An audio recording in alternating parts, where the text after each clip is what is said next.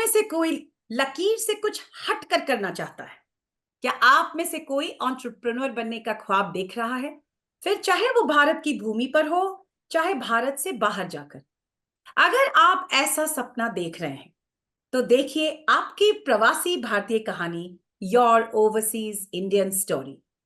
नमस्कार and welcome to the Jaya show. Jaya show पर आपका बहुत स्वागत है। आज हमारे बीच मौजूद हैं भारत की एक प्रसिद्ध महिला बिजनेस वुमन, जो इस वक्त हांगकांग में अपना बहुत ही सफल व्यवसाय स्थापित करके उसको बहुत तेजी से आगे बढ़ा रही हैं। चलिए मिलते हैं श्रीमती गीतांजलि धार से। नमस्कार गीतांजलि, इस मंच पे आपका बहुत स्वागत है। Welcome to the show. नमस्ते जया। आपका बहुत बहुत धन्यवाद मुझे ये अवसर देने का, ताकि मैं अपने बारे में, अपनी संस्था के बारे में कुछ बता सकूं। Thank you so much. Gitanjali Sanskriti नाम की संस्था हांगकांग में चलाती हैं। इस संस्था के द्वारा वो प्रवासी भारतीयों के बच्चों और कुछ अडल्ट्स को भी हिंदी भाषा और भारत की संस्कृति का ज्ञान देती हैं। ये इनका बिजनेस हांगकांग में बहुत तेजी से बढ़ रहा है और आज हांगकांग से बाहर निकलकर अलग अलग देशों में भी ये भारत की तरफ ये बहुत महत्वपूर्ण योगदान दे रहा है। चलिए गीतांजलि से बात करते हैं और पूछते हैं उनके प्रवासी भारतीय जीवन यात्रा के बारे में। गीतांजलि, हमें ये बताइए आप भारत में कहां से हैं और कोई भी ऐसी घटना जिसने आपके जीवन को बहुत प्रभावित किया हो, जो आपको लगता है कि आज आप जो कुछ भी हैं उस उस उन प्रेरणाओं की वजह से है।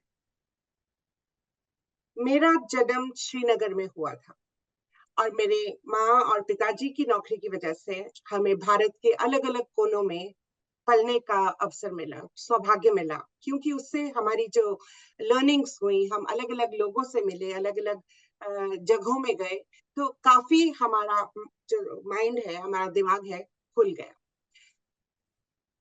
सबसे जरूरी लेसन जो हमने सीखा है वो है कि जीवन में संतुलन बनाए रखो। आगे बढ़ना सीखा है इससे, क्योंकि जब से बच्चे थे तब से ये सीखा था कि अच्छा हो या बुरा, सब कुछ एक्सेप्ट करो, सब कुछ स्वीकारो, और फिर परिस्थितियों से जुड़ो। जो भी आपके सामने कोई प्रॉब्लम है, बाधा है, उससे डील करो, उससे जूझो, और फिर उठो और आगे बढ़ो। तो आप शुरू से ही बहुत निडर थी। और बताइए आप हमारे दर्शकों को कुछ अपने शुरुआती करियर के बारे में। जब आप हिंदुस्तान में थी, हम्म। आपकी पढ़ाई आपने कहाँ से की और आपने करियर की शुरुआत कैसे और कहाँ से की? हाँ जी। करियर का आरंभ पर्यटन उद्योग में हुआ, टूरिज्म इंडस्ट्री में। मैंने अपना hotel management Srinagar institute of hotel management से किया। उसके बाद आईटीडीसी में मैनेजमेंट ट्रेनी थी। उसके बाद मैंने एमबीए किया और फिर मैं ट्रेनिंग स्पेशलिस्ट बन गई। अच्छा। जब मैं ट्रेनिंग स्पेशलिस्ट बनी तो भारतीय टूरिज्म मिनिस्ट्री के साथ यूरोपियन यूनियन के द्वारा एक प्रोजेक्ट पे काम करने को मिला, जिसमें मुझे और बहुत भारत के अलग अलग जगहों में जाने का अवसर मिला और बहुत कुछ सीखा मैंने। अच्छा। ट्रेनिंग प्रोग्राम्स पूरे भारत में किए और उससे मेरा काफी स्किल डेवलपमेंट हुआ था। तो उस समय बड़े होते हुए आप कभी सोचती थी कि आप आगे जाके अपना बिजनेस करेंगी?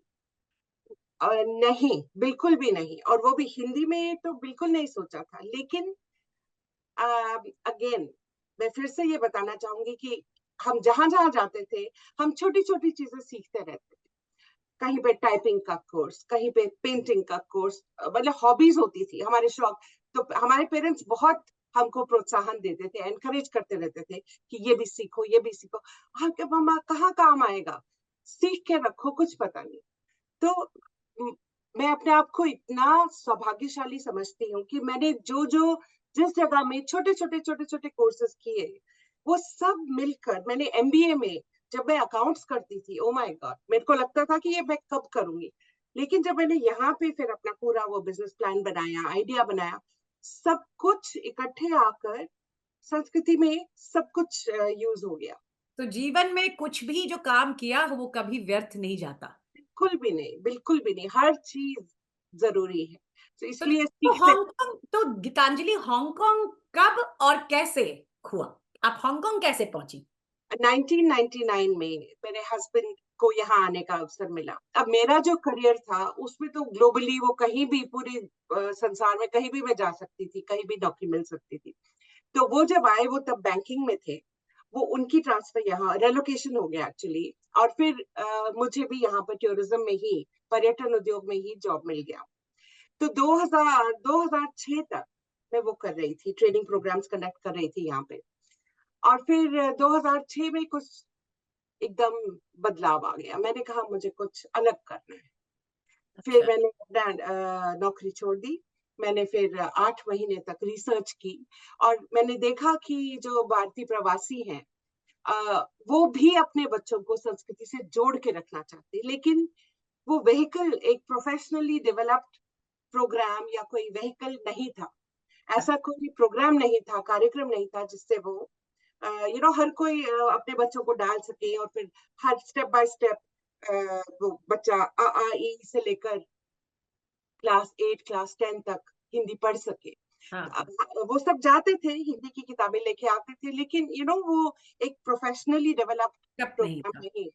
अच्छा। तो मैंने 8 महीने में वो सारा डेवलप किया। मैंने देखा कि क्योंकि करिकुलम डेवलपमेंट मेरा एक स्किल है। तो आपने आपने मार्केट में एक गैप देखी हांगकांग के मार्केट में बिल्कुल कि ये प्रवासी भारतीय अपने बच्चों को भारत की संस्कृति और हिंदी का ज्ञान दिलाना चाहते थे और कुछ ऐसा सिस्टम हांगकांग में था नहीं। तो यहाँ से जब आपको लगा कि आप क्यों ना एक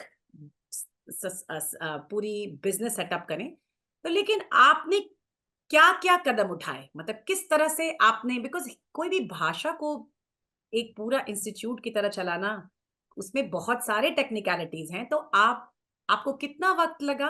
आपने क्या-क्या कदम उठाए इसको करने के लिए? और क्या इसको करने में आपकी कैपिटल इन्वेस्टमेंट लगी, आपने फंडिंग कहाँ से जुटाई?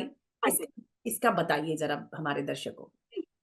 देखिए, मैं स्टेप बाय स्टेप स्टार्ट करती हूँ। पहले जब ये मेरे दिमाग में आया कि हमने अपने बच्चों को, अपनी नई पीढ़ी को संस्कृति के साथ जोड़ना है, हिंदी भाषा के साथ जोड़ना है। ये मुझे इसलिए ये ख्याल आया क्योंकि जब हम यहाँ पे देखते थे जैसे फ्रेंच हैं, जापानीज़ हैं या चाइनीज़ हैं या जर्मन हैं, जो भी हैं अपनी-अपनी भाषा, अपनी-अपनी संस्कृति से बहुत जुड़े हुए हैं। पर हमारे बच्चे चाहकर भी नहीं जुड़ पाते थे क्योंकि उनको भाषा का ज्ञान नहीं था, अपनी ट्रेडिशन संस्कृति का इतना ज्ञान नहीं था। तो वो धुन मेरे ऊपर सवार हो गई कि मुझे कुछ ऐसा करना है।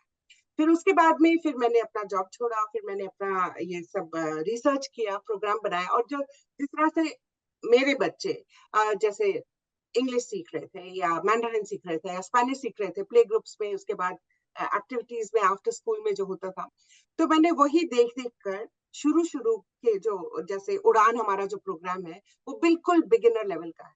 तो उन्हीं बेसिस को देख देख के फिर करिकुलम डेवलप किया। तो अच्छा। हमारा उड़ान प्रोग्राम 12 महीने 18 महीने के बच्चे से लेकर 3.5 साल का है। हुँ। उसके बाद बच्चे मुस्कान में जाते, मुस्कान में हम उनको बोलना, गाना, अ आ इ ई सिखाते।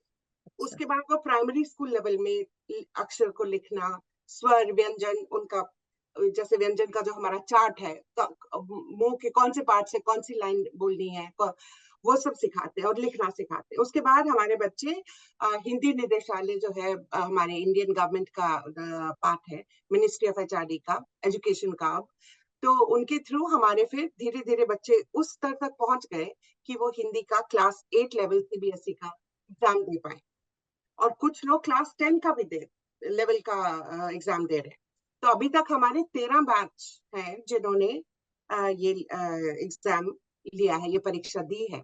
और मैं बोलना चाहूंगी कि भारतीय दूतावास का बहुत योगदान रहा है हमें सपोर्ट करने में। उनका काफी उन्होंने वो एग्जाम अरेंज करवाते हैं अपने वेन्यू में और वहां पर, और निदेशालय के साथ कोऑर्डिनेट करते हैं, तो उनका भी काफी सपोर्ट रहा है हिंदी को प्रचलित करने में। तो आप जब निदेशालय बोल रही हैं, तो आपका मतलब बोर्ड से है, सीबीएसई बोर्ड से? नहीं, इंडिया में यहाँ दिल्ली में आर के पुरम में सेंट्रल हिंदी डायरेक्टरेट है। तो हम अच्छा। उनके एग्जाम्स जो है वो पूरे संसार में हर ग्लोबली वो हर साल कंडक्ट होते अ हैं, सर्टिफिकेट लेवल फिर डिप्लोमा लेवल। तो हम उसके लिए बच्चों को तैयार अच्छा, अच्छा। करते हैं। तो आप ये सब जब आप तैयारी कर रही थी, तो एक बिजनेस पर्सपेक्टिव की तरह जो अगला सवाल है, हांगकांग बहुत महंगी जगह है, तो आपने शुरुआत कैसे किया? आपने मतलब आपने लर्निंग सेंटर्स अपने खोले या आपने यहाँ के स्कूल्स को कांटेक्ट किया? किस जी तरह से आप ये आइडिया लेके आगे बढ़ी हांगकांग में बढ़ने के लिए? जी। सो ये जो आइडिया था ये बिल्कुल नया था, है ना? तो इसमें मुझे ये किस तरह से करना था, सीड फंडिंग की जब आप बात कर रहे थे, तो मैंने शुरू में जब वो जमा की वो राशि, तो परिवार से, अपनी बचत से और थोड़ा-सा बैंक लोन लेकर, क्योंकि मैं ये नहीं चाहती थी कि मुझे कोई और बता पाए कि नहीं तुम्हें ऐसा नहीं करना है, इस तरफ से ज़्यादा इनकम आएगी तो ऐसे करो। क्योंकि ये एक जुनून था, आप बोल सकते हैं। मेरे दिल की बहुत ये विश थी कि हिंदी को उसी स्तर पे भारत के बाहर कि लोग दोबारा ना सोचें कि मैं स्पेनिश सीखूं, मैंड्रिन सीखूं, हिंदी सीखूं, तो उस लेवल पे पहुंचाना है कि हिंदी भी वही ऑप्शन है जो स्पेनिश का है। तो उसके लिए मुझे आउटसाइड इंटरफेरेंस नहीं चाहिए थी। तो पूरा नियंत्रण रखने के लिए, ताकि मैं प्रोग्राम को उसी तरह से बनाऊं जैसे कि लोगों को चाहिए, तो सीड फंडिंग मैंने खुद ही खड़ी की लोन लेकर, जैसे मैंने आपको बोला। और फिर उसके बाद में ये टेंशन नहीं रहा कि भाई मैंने किसी का ऋण वापस करना है, इंटरेस्ट देना है, एक्सेट्रा। तो मैं प्रोग्राम पे फोकस कर पाई। हुँ, हुँ। अब क्या हुआ कि जब हम 1999 में आए थे और तब से 2006 तक काफी मैंने सांस्कृतिक प्रोग्राम आयोजित किए यहाँ पे, जैसे दिवाली मेला हो गया, ये एक हमारा होता था स्पीच कंपटीशन हो गया, ये सब। तो लोगों को मेरा वर्क एथिक मालूम था कि ये जो भी करती है पूरा जी जान से करती है, और कोई भी ये नहीं होगा कि क्वालिटी में कुछ फर्क होगा, ये cutting corners kind of thing, वो नहीं होगा।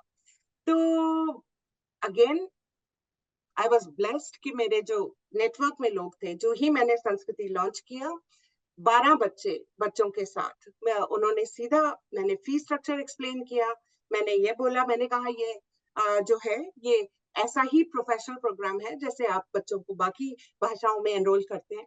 और फिर वो करके फिर समझ गए, मेरे नेटवर्क के लोग समझ गए। तो वो 12 बच्चों से कैनेडी स्कूल में शुरू किया। अच्छा। अब जब वो बच्चे बोलने लगे थोड़ी बहुत हिंदी, घर जाके दादा दादी नाना नानी से आप कैसे हैं, आज आप क्या कर रहे हैं, तो वो परिवार में एक दैट एक भाषा ऐसी चीज है जो दिलों को जोड़ती है। बिल्कुल। हिंदी तो वैसे ही दिल को छू जाती है। तो उसके बाद में तो फिर और लोग आने लगे, और फिर बाकी जैसे ब्रैडबरी स्कूल के आसपास के जो भारतीय प्रवासी थे, उन्होंने बोला आप यहाँ भी शुरू करो, वहां भी शुरू करो। तो ऐसे सौभाग्य से ये सब बढ़ता गया। तो और हांगकांग के लोकल स्कूल्स ने आपको काफ़ी सपोर्ट किया अपना लैंग्वेज आगे बढ़ने के लिए। जो इंटरनेशनल स्कूल्स हैं मोस्टली, उन्होंने, लोकल स्कूल्स में तो हिंदी थी तब, तो हाँ, इसलिए हाँ। वहाँ हम नहीं गए। हम हाँ, मोस्टली उन बच्चों की को जोड़ना चाहते थे जो जिनको बिल्कुल भी ज्ञान नहीं था अच्छा। हिंदी भाषा का। और फिर इतना, तो फिर उसके बाद यहाँ से जब लोग बाकी देशों में भी गए, उनको संस्कृति जैसा प्रोग्राम नहीं मिला, तो हमने फिर सिंगापुर में लॉन्च किया। उसके बाद में जब हमारा प्लेटफॉर्म बना, तो फिर जो हमारे स्टूडेंट्स यहाँ से दूसरे देशों में गए थे, वो फिर वापस कांटेक्ट करने लग गए कि हमको एनरोल करना है। तो तो हांगकांग के लोकल स्कूल्स में हिंदी पढ़ाई जाती थी कि नहीं, हिंदी नहीं पढ़ाई जाती थी? आई जाती थी, वो एक उनका वो जीसीएसई में भी हिंदी है, वो अच्छा। एक ऑप्शन है, आईबी में भी है। इनफैक्ट 2 साल पहले हमारे स्टूडेंट ने आईबी हिंदी किया, और ऑप्शंस हैं। लेकिन वहाँ लोकल स्कूल्स में अभी फिलहाल वो फिर से उसको रीइंट्रोड्यूस करने का सोच रहे हैं। अभी मुझे पता नहीं उनका क्या होगा। अच्छा, अच्छा। तो संस्कृति जब आपने इन सब इंटरनेशनल स्कूल से लॉन्च किया, मतलब हाँ आपको इतना सहयोग मिला, तो इस लोग इससे अट्रैक्ट हों, इससे आकर्षित हों, तो आपने अपने करिकुलम को में क्या-क्या ऐसा डाला, जिससे कि ये प्रवासी भारतीयों के बच्चे आपसे अट्रैक्ट हुए? क्योंकि जहाँ तक मुझे समझ आती है, अगर आप हिंदी केवल व्याकरण की तरह पढ़ाएँ या हिंदी किताब लेके पढ़ाएँ, तो जो बच्चे हिंदुस्तान में रहते हैं और इंडियन स्कूल्स में जाते हैं, जिनके इर्द-गिर्द सब कुछ हिंदुस्तानी माहौल है, वो बात अलग है। पर अगर आप विदेशों में रहते हैं, तो इन बच्चों के लिए इतना आसान नहीं है। तो आपने कुछ करिकुलम को प्रवासी भारतीयों के बच्चों के हिसाब से किया, किस तरह से किया? बिल्कुल जी, करिकुलम हमने बिल्कुल बदल के किया, वो जो पेडागोजी होती है बिल्कुल लेटेस्ट वाली। तो हमने जैसे बाल गीत हैं जो ये लोग इंग्लिश में सीख रहे थे, हमारे अपने तो है ही हैं जैसे मछली जल की एक्सेट्रा, लेकिन जो ये लोग जैसे head shoulders knees and toes, Vinci spider, हमने वो सबको हिंदी में ट्रांसलेट किया। तो जब बच्चे अपने इंग्लिश क्लास में ये सीख रहे हैं कि head shoulders knees and toes वाला गाना, और वही हिंदी में सीख रहे हैं, तो एकदम से कनेक्ट कर लेते हैं, और फिर उनको एक्शंस ऑलरेडी आते हैं, और फिर वो फटाफट फटाफट पिक कर लेते हैं। उसके बाद हमने बहुत सारी एक्टिविटीज डाली हैं। उसके बाद हम जैसे त्योहार आते हैं, अभी होली का त्योहार है, या दिवाली है, या ईद है, या बैसाखी है, या क्रिसमस है, हम उसको इंडियन हम उसको भी अपनी क्लासेस में सिखाते हैं, हाँ, लेकिन हिंदी में। हाँ, इनफैक्ट जब हमने शुरू में हम जब बात कर रहे थे, तो बच्चों को ये काफी अचंभा हुआ कि क्रिसमस इंडिया में होता है, इनको ये भी नहीं, तो इतना वो गैप था जो हम फिल कर रहे हैं। तो अच्छा, धीरे धीरे धीरे धीरे अब सबको मालूम है कि ये जो बच्चा है हमारा खुश होएगा। सो हमारा ये था कि ऐसा अनुभव दो अ, अभिभावकों को, पेरेंट्स को, बच्चों को, कि वो जुड़े रहे हमेशा, उनके दिल में हमेशा संस्कृति रहे। तो हाँ, ऐसा बहुत होता है कि हमारे बच्चे जब वो 3 4 5 6 साल के थे और फिर बाहर चले गए, या किसी और एक्टिविटी में चले गए, फिर वापस आए, और अब वही बच्चे जब यूनिवर्सिटीज आते हैं, फिर जब वो वापस आते हैं, अब वो ट्रेंड चल पड़ा है कि वो जब भी छुट्टियों में आते हैं फोन करते हैं, मिसेस हर, मुझे फिर से हिंदी सीखनी है। मुझे लगता है कि बाहर जाके वो एज अडल्ट उनको ये लगता है कि मेरे पास ये क्यों नहीं है, बिल्कुल। बाकी सबके पास है। तो आके फिर बहुत अच्छा लगता है मुझे, 5 साल की फोटो और उनके 21 साल की फोटो, वो दोनों उस टाइम पे हिंदी सीख रहे हैं, तो इट्स रियली नाइस। नहीं गीतांजलि जी, हिंदी बहुत कठिन भाषा भी है सीखना, हिंदी सीखना इतना भी आसान नहीं। और आपने जिस खूबसूरती से, जिस लहजे से आपने प्रवासी भारतीयों के बच्चों के लिए ये एक क्यूरिकुलम डेवलप किया है जिसमें instruction of Hindi with a twist, ये बहुत ही आपकी यूनिक चीज है। और आई एम श्योर प्रवासी भारतीयों के बच्चों, क्या प्रवासी भारतीयों के लिए भी ये बहुत लाभदायक है। तो जी, आप जो बोल रहे हैं, ये एक छोटा सा एक इंसिडेंट मैं आपको बताती हूँ। एक बार एक वर्कशॉप था जहां पर हम मैं हिंदी का चार्ट एक्सप्लेन कर रही थी। तो जब मैंने ये आइडिया दिया था कि मैं ये बात करूंगी, तो जो ऑर्गेनाइजर थे, जो वो कर रहे थे, उन्होंने कहा ये, मैंने कहा ट्रस्ट मी। तो जब मैं गई, तो जब आपको तो मालूम है, इसका ज्ञान है कि क यहाँ से होता है, च यहाँ से, दंता, लिप, लेबियल, डेंटल, वो सारा। तो जब मैंने एक्सप्लेन करना शुरू किया कि क बोलो, क, और फिर क को यहाँ तो इंग्लिश में बोलना पड़ता है कि ब्लो आउट, एस्पिरेट, और ख निकलेगा, आप बिलीव नहीं करोगे, उस आधे घंटे के बाद बच्चे तो अलग, बच्चों को तो खैर अलग, बाद में बात हुई, जितने पेरेंट्स मेरे पास आए कि हमें तो ये पता ही नहीं था। हिंदी कठिन लगती है, लेकिन जब उसकी जो वैज्ञानिक, उसकी जो नींव है, वो जब हम समझाते हैं, तो बच्चे बहुत जल्दी समझ जाते हैं। जो जो वो अल्फाबेट चार्ट, जो हमारी वर्णमाला है, मुझे याद है मैंने स्कूल में कितना टाइम लगा के लर्न की थी। संस्कृति में 2 महीने के अंदर अंदर, चाहे बच्चा किसी भी नेशनैलिटी का हो, 2 महीने में पूरी वर्णमाला क से लेकर ज्ञ ज्ञ तक, ज्ञ वाली लाइन तक सब आती है, क्योंकि हम उनको वो बताते हैं कि यहाँ से शुरू करो, यहाँ पे खत्म करो, तो वो फिर हो जाता है। तो आपके संस्था में गैर भारतीय बच्चे भी आते हैं, दूसरे दूसरे नेशनलिटीज के? बिल्कुल जी। पहले तो सिर्फ एक्सपैट इंडियंस के बच्चे थे, उसके बाद में मिक्स्ड, जिनके एक एक उनकी माँ इंडियन है या पिताजी इंडियन है और दूसरे पेरेंट इंडियन नहीं है। और उसके बाद अडल्ट्स का जब हमने कॉर्पोरेट ट्रेनिंग शुरू की, हाँ, तो हाँ, उसमें तो वो बिल्कुल भी कोई भी इंडियन नहीं है।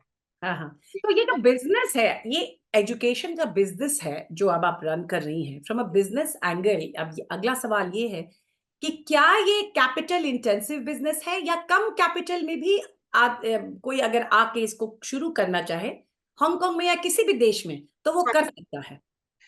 जी, कर सकते हैं। देखिए, बिजनेस तो, प्रोडक्ट तो कुछ भी हो सकता है यहाँ पर। हमारी भाषा है, क्योंकि मेरे दिल में ये बहुत very close to my heart. So मैं ये करना चाहती थी। जिसको भी बिजनेस शुरू करना है, इरिस्पेक्टिव ऑफ कि क्या किस में करना है, दो तीन चीजें जो मेरे लिए आई हैड इन माइंड ये था कि फर्स्ट ऑफ ऑल, जब तक ये अश्योर्ड नहीं है कि इसकी रिक्वायरमेंट है, तब तक नहीं शुरू करूंगी। तो मार्केट की परीक्षण करना बहुत जरूरी। बहुत, वो जो स्वॉट एनालिसिस हम बोलते हैं वो बहुत ही जरूरी है, क्योंकि ऐसी जगह जाना जहाँ पे ऑलरेडी वो इतना है प्रचलित, तो क्या फायदा है ना, इतनी मेहनत करके आप बनाएं और फिर वो ना चले तो वेस्ट है। तो सबसे पहले तो आपको आई वुड सजेस्ट, जो मैंने किया तो पहले, और फिर उसके बाद आपका जो आपकी संस्था की जो नींव है, जो क्वालिटी है, वो इतनी अच्छी रखो कि आसमान को छू जाए। हमेशा उसको आगे बढ़ाते रहो, इम्प्रूव करते रहो, ये करते रहो, आज नहीं तो कल फिर वो चल पड़ेगा। और हमेशा अपने ऊपर विश्वास रखो कि ये चल पड़ेगा, क्योंकि मैं जो कर रही हूँ ये, और ये चाहिए है, मार्केट में लोगों को चाहिए है। और छोटे छोटे स्तर पे शुरू करो, छोटे लेवल पे, क्योंकि हर प्रोडक्ट में इम्प्रूवमेंट्स चाहिए, अपग्रेडिंग चाहिए।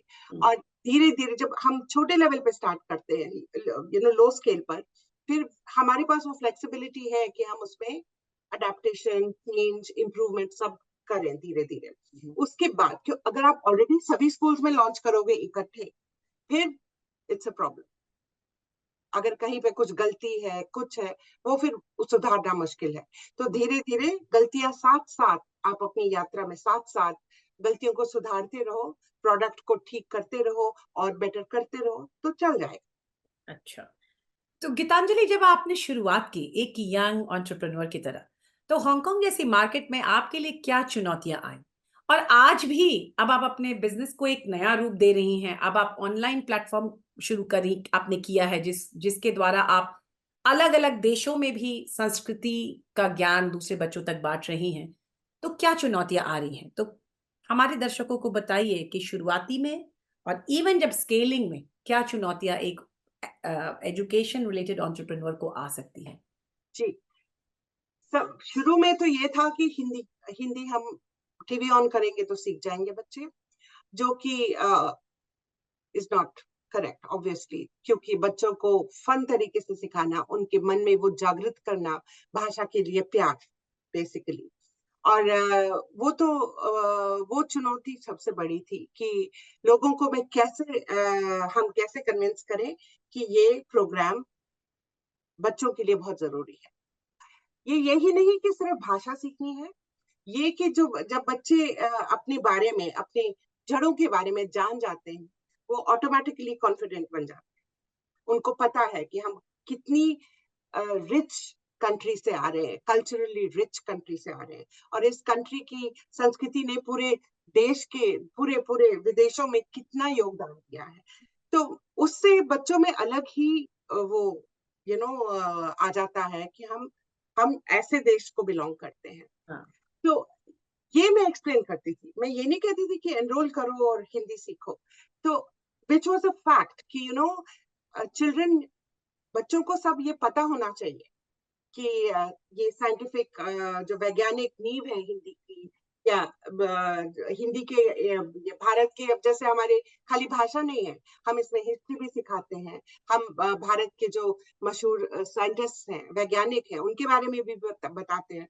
अब जैसे एक बच्चा गया था, उसने बोस स्टूडियो का शोरूम देखा, तो आके बोला, मिस्टर आपको डू यू नो वो भी इंडियन था, इंडियन फैमिली से। मैंने कहा हाँ, अमर बोस था, और भी है, ये भी है, ये भी है। आजकल देखिए आप, सुंदर पिचाई भी है, और so many more, you know. And तो इससे बच्चों में और कॉन्फिडेंस, और they are so happy to show it off to their friends कि भाई हम ये भी हैं, हमारे इंदिरा नोई है, ये है। ये जरूरी नहीं है कि आपको भारत में ही रहना है, भारत के बाहर रह के हम प्रतिनिधि हैं अपनी संस्कृति के, और इसको आगे बात करना, इसके बारे में बहुत जरूरी है। तो पेरेंट्स समझ गए धीरे धीरे, और फिर उन्होंने मोस्ट इम्पोर्टेंट ये था कि बच्चों को हिंदी बोलते सीखा, हिंदी एग्जाम देते सीखा, देखा। और फिर उसके बाद में बच्चे इंडिया जा रहे थे, और हम क्लास की शुरुआत और अंत शुरुआत एक प्रार्थना से करते हैं। क्लास के अंत में हम जनगण मन हमारा जो है जनगान वो सिखाते हैं। तो जब ये बच्चे खड़े होके, जैसे क्रिकेट का मैच है और सारे पेरेंट्स ऑस्ट्रेलिया गए हैं या जहां भी गए हैं मैच देखने, और बच्चे पूरे स्टेडियम के साथ उठ के पूरा जनगण मन गाते हैं, या इंडिया में जनगण मन गाते हैं शो के बाद, तो पेरेंट्स लिटरली मुझे वो जहां भी है फोन करके धन्यवाद करते हैं, थैंक यू सो मच। हम तो नहीं सिखा सकते थे बिकॉज नेचुरली। तो ये सबसे बड़ी चुनौती थी कि कैसे इन प्रवासी भारतीयों के बच्चों को भारत के प्रति गर्व महसूस कराया जाए, भारत की संस्कृति, भारत की भाषा और हमारे भारतीयों में जो गुण हैं इसके बारे में भी उनको बताया जाए, भारतीय कितना अच्छा कर रहे हैं इसका ज्ञान दिलाया जाए। तो आपको ये शुरू में इसमें चुनौती आई, और जब आप अभी ऑनलाइन प्लेटफॉर्म अब जब लॉन्च कर रही हैं और अलग-अलग देशों में ले जा रही हैं, तो बिजनेस के एंगल से इसमें क्या चैलेंजेस आ रहे हैं? क्या चुनौती आ रही है? इसमें ये चैलेंजेस हैं कि जब मैं नए मार्केट में जा रही हूँ तो ऑब्वियसली ये कैपिटल इंटेंसिव बिजनेस है। इसमें मार्केटिंग में, और देखिए प्लेटफॉर्म खड़ा तो हो गया है, लेकिन नए नए मार्केट्स के लिए मार्केटिंग के लिए बहुत फंड्स चाहिए, तो वो तो चुनौती है ही। फंडिंग अब जाके, अब जो अगर मेरे को बड़े स्केल पे करना, पर मैं ऐसा भी नहीं करना चाहती कि इतना ज्यादा करो कि यू नो, बिकॉज जया, ये is a passion and a business combined. So जब तक सब कुछ ठीक ठाक से मैं कंट्रोल करके स्केल अप कर सकती हूँ तो मैं करूंगी। और ये मेरे लिए of course it has to be self sustaining, और वो सब तो जरूरी है ही, लेकिन अभी फंडिंग इज अ चुनौती, वो हुँ, बहुत बड़ी चुनौती है। तो जब जब मिलेगी तब तक करूंगी, नहीं मिलेगी तो मैं उसी को कंसोलिडेट करूंगी जो मेरे पास है। अच्छा। तो हाँ, आप संस्कृति को यहाँ से अगले किस दिशा में लेके जा रही हैं? देखिए अभी तो हमने संस्कृति हांगकांग, संस्कृति सिंगापुर यहाँ पे कर लिया है। आगे जाके मैं आशा करती हूँ कि हम बाकी देशों में भी खोलें, लेकिन उसके लिए मुझे पार्टनरशिप्स चाहिए। अब जैसे या हम इंडियन गवर्नमेंट के थ्रू हम सपोर्ट अगर हमें मिले तो हम ये प्रोग्राम्स लॉन्च कर सकते हैं। हम मेरा शुरू से ये लक्ष्य था कि हम सिर्फ एजुकेशनल इंस्टीट्यूशंस के साथ पार्टनरशिप करके या गवर्नमेंट के डिपार्टमेंट्स जो बाकी देशों में, नॉट इंडियन गवर्नमेंट नहीं, जो बाकी देशों की सरकारें हैं, उनकी जो हिंदी भाषा की जरूरतें हैं उनको हम फिल कर सके, हम भर सके। तो वो एक बहुत बड़ा लक्ष्य है सामने, हुँ, कि हुँ। संस्कृति ग्लोबल ब्रांड बनाने का, और सब जगह हमारे जहां जहां हम योगदान दे सकते हैं दे दे। तो अगर आज कोई भारत से कोई युवा 22-23 साल की उम्र में अगर हांगकांग आना चाहे, यहाँ आपके जैसा बिज़नेस करना चाहे या कहीं पे भी जाना चाहे और ऐसा बिज़नेस करना चाहे, तो उसे किन बातों का ध्यान रखना चाहिए? आपने बोला कि मार्केट का ज़रूर निरीक्षण करें, देखें मार्केट में नीड है कि नहीं है, अपने पे विश्वास करें। बट इसके अलावा हांगकांग जैसी जगह में क्या कोई भारतीय आके कुछ ऐसा प्रोग्राम कर सकता है अगर कोई यंग करना चाहे? जी बिल्कुल कर सकते हैं जी, क्यों नहीं कर सकते। जैसे मैंने कहा कि जो नहीं, भी इमिग्रेशन हांगकांग की लॉ के हिसाब से आज के समय में हांगकांग की इमिग्रेशन किस तरह से है? वो पॉजिटिवली इंक्लाइंड है, वीज़ाज़ मिलते हैं? किस पॉसिबल है कि इतना आसान नहीं है? देखिए वीजा का तो मैं नहीं बता सकती, बिकॉज अगर अगर तो, पर मैं ये बता सकती हूँ कि जो हांगकांग का एनवायरमेंट है अभी, अनलाइक अदर कंट्रीज, यहाँ पर जैसे स्पाउस है किसी का, वो तो आराम से यहाँ पे कुछ भी कर सकते हैं, तो बहुत इजी है यहाँ पे काम करना उस हिसाब से। खाली इस काम के लिए वीजा मिले ना मिले उसके लिए आपको बहुत इन्वेस्टमेंट करनी है, तो फिर आप आ सकते हो। अदरवाइज अगर आप एज अ डिपेंडेंट आए हैं तो आराम से आप शुरू कर सकते हो। और यहाँ पर आप अपनी, यहाँ पर कंपनी खोलना तो बाएं हाथ का खेल है, और उसको चलाना थोड़ा सा चैलेंजिंग है, बिकॉज वो आप पे निर्भर करता है। हुँ, तो हुँ। वो अगर आपने कंपनी खोल ली, वर्चुअल ऑफिसेज है, एड्रेस मिल जाता है, सब कुछ तैयार मिल जाता है। हुँ, हुँ। उसके बाद आपको जो करना है, जो जैसे युवा को, मेरा मतलब आपका प्रोडक्ट जो है वो आइडिया जो है, जो बिजनेस प्लान है वो होना चाहिए कि जो कुछ अलग है, हटके है, जो एकदम से लोगों की catches the I balls, catches the attention, उस तरह का आइडिया होना हुँ, चाहिए। हुँ। जोश में और उसको आगे बढ़ाने की वो जो अटल वो अटलता होती है वो जरूरी है। जोश तो जरूरी है शुरू करने के लिए, पर वो बिजनेस चलाता नहीं है, वो कुछ महीने बाद ठंडा हो जाता है। लेकिन वो जो मन में, हार्ट में जो वो अटल वो you know what I mean that दृढ़ होना बहुत हाँ, जरूरी दृढ़ निश्चय, हाँ बिल्कुल। है। Yes, you got it. तो दैट परसिवियरेंस जिसको बोलते हैं, वो होना चाहिए कि नो मैटर व्हाट मैं करती रहूंगी, करता रहूंगा। और हमेशा, जैसे अब कभी कभी होता था कि मैंने ठीक किया नहीं किया, फिर मैं सोचो कि क्यों शुरू किया था, और एकदम से जोश फिर आ जाता है, वो फिर आ जाता है, नहीं मैं ठीक हूँ, मैं करूंगी, मैं करती रहूंगी, और चल जाता है। तो अगर आपका प्रोडक्ट बहुत अच्छा है, क्वालिटी बहुत अच्छी है, तो क्यों नहीं चले। संस्कृति में आप आपकी जो संस्था है जो हांगकांग में चल रही है या अलग-अलग देशों में जो चल रही है, इसमें कितने लोग काम कर रहे हैं? और क्या आप भारतीयों को एम्प्लॉय करती हैं या दूसरे कंट्रीज़ के लोकल्स भी हैं आपके साथ? जी, जी देखिए, जो हमारी भाषा का वो है रिक्वायरमेंट, किसी भी कंट्री के हो सकते हैं, लेकिन नेटिव हिंदी स्पीकिंग लेवल होनी चाहिए। Not just speaking but also reading writing उसमें। और ये खाली भाषा के बारे में नहीं है, ये हिस्ट्री भी होनी चाहिए, ज्ञान होना चाहिए संस्कृति का पूरा। तो उसके लिए अभी तक तो हमारे भारतीय प्रवासी हैं जिनको हम ट्रेन करते हैं। हमारा अपना संस्कृति टीचर ट्रेनिंग मॉड्यूल है, क्योंकि जैसे मैंने आपको बोला, ये सिर्फ हिंदी सिखाने वाला प्रोग्राम नहीं है, ये पूरी संस्कृति सिखाने वाला प्रोग्राम है, और इंटरैक्टिव है। इसमें बहुत सारी हमने गतिविधियां डाली हुई हैं। तो उसमें वो टाइप के लोग जो बहुत बबली हैं, लाइवली हैं, जो जो बच्चों को एकदम से प्रोग्राम के साथ जोड़ दें, वो बच्चा छोटा का ही उसको मन ना करे, उस तरह का टीचर हम हमेशा ढूंढते रहते हैं। और वही आई एम वेरी लकी, बहुत हम सौभाग्यशील हैं कि हमारे जो अभी छह टीचर्स हैं, हमारा ग्रुप अभी 6 का है, बहुत अच्छे हैं। आई मीन वो अच्छी तरह से, जो हमारा वो है कॉमन, अब जो बच्चा संस्कृति में सिंगापुर में जिस क्लास में जो सीख रहा है, वो अगर फॉर एग्जाम्पल हांगकांग विजिट कर रहा है, वो यहाँ पर किसी भी क्लास में आ सकता है। वही चीज पढ़ाई, स्टैंडर्डाइजेशन है। तो और सिंगापुर में भी आप ऐसे ही संस्थानों के द्वारा अपना बिजनेस रन कर रही हैं और वहां पे भी आपके लोग एम्प्लॉयड हैं जो सब भारतीय हैं? वहां पर भी हमारी संस्कृति कंपनी है, मतलब रजिस्टर्ड कंपनी है, और वहां पर भी हमारे टीचर्स हैं जो ये कर रहे हैं। इन पर्सन क्लासेस हांगकांग में है और सिंगापुर में है, और अच्छा, बाकी देशों में हम ऑनलाइन क्लासेस लेते हैं। अच्छा, और अच्छा। फिर उसके बाद जिसको खुद ही करना है, जिसको रिविजन करना है, या खुद ही कहते हैं हम क्लासेस नहीं लेनी है, तो हमारा प्लेटफॉर्म तैयार है, आप एनरोल करके खुद ही सीख सकते हैं। अच्छा, और प्लेटफॉर्म पे जो टीचर्स एम्प्लॉयड हैं जो सिखाते हैं वो क्या भारत से हैं या और भी अलग-अलग देशों से हैं?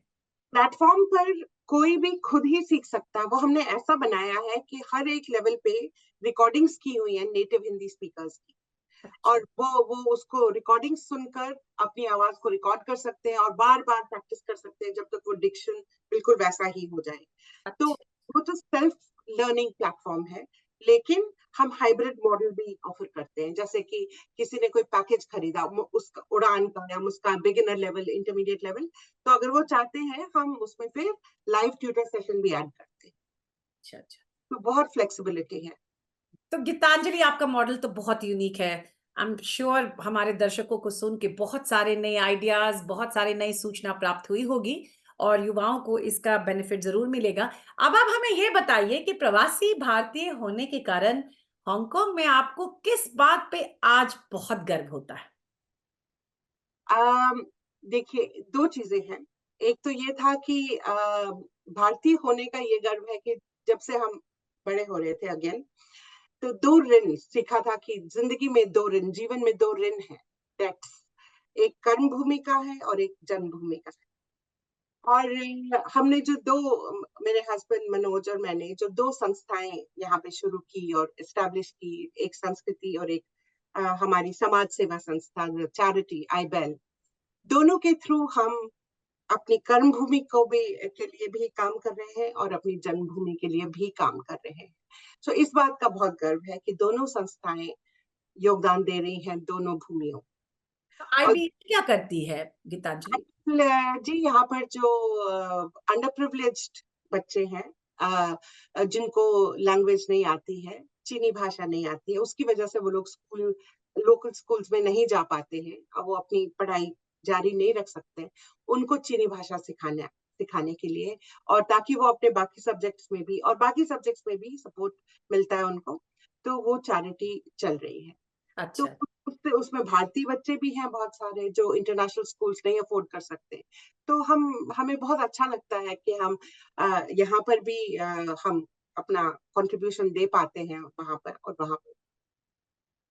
एक प्रवासी भारतीय होकर आप भारत को कैसे योगदान देती हैं?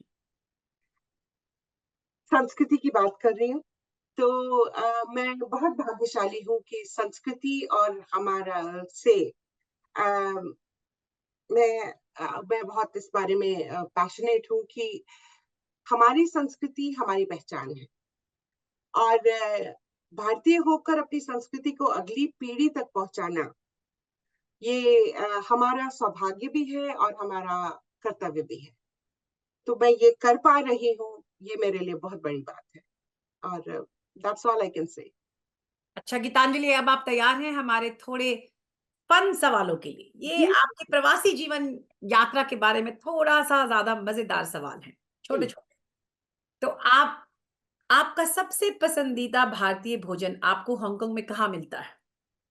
घर पर। क्योंकि मुझे अपना कश्मीरी खाना बहुत पसंद है, तो हम लेदर चामन बत्त बोलते हैं, दैट इज येलो पनीर, पीली पनीर और चावल, और तो वो तो घर पे ही मिलता है, लेकिन अदरवाइज रेस्टोरेंट्स हैं बहुत सारे भारतीय, लेकिन ऑथेंटिक टेस्ट वही। हाँ, हाँ। हांगकांग में आप कौन-सा भारतीय फेस्टिवल, पर्व बहुत ज़्यादा सेलिब्रेट करती हैं और जिससे आपको बहुत आनंद अनुभव होता है? दिवाली। और कैसे? दिवाली पर काफी पूजा घर पे हम करते हैं, और फिर उसके बाद सभी दोस्तों के साथ मिलना जुलना, और सब मंदिर में जाना, हम कई बारी वहां पर लंगर भी करते हैं दोस्त मिलकर, तो हाँ। वो बहुत अच्छा लगता है कि ऐसे ऐसे टाइम पर बच्चे भी देखते हैं कि कितना यहाँ पर सब कुछ झिलमिल बिल्कुल इंडिया की तरह। कई बार तो ये भी होता है कि हमारे परिवार जो इंडिया में है वो बोलते हैं कि तुम लोग तो इतने ग्रैंड लेवल पे सेलिब्रेट करते हो, मनाते हो, तो हमें तो लगता है कि हमको कभी कभी आके देखना चाहिए, तो वो अच्छा लगता और भारत के अंदर आपके सबसे फेवरेट जगह कौन-सी है घूमने के लिए? है। पहलगाम, अच्छा। कश्मीर। हाँ जी, बहुत बहुत वो बहुत सुंदर जगह है। ए, धन्यवाद गीतांजलि, हमारी शो पे आने के लिए आपका बहुत-बहुत शुक्रिया। मैं आपका शुक्रिया करती हूँ जया, बहुत धन्यवाद दिल से कि आपने मुझे संस्कृति को के बारे में बात करने का अवसर दिया। बहुत धन्यवाद।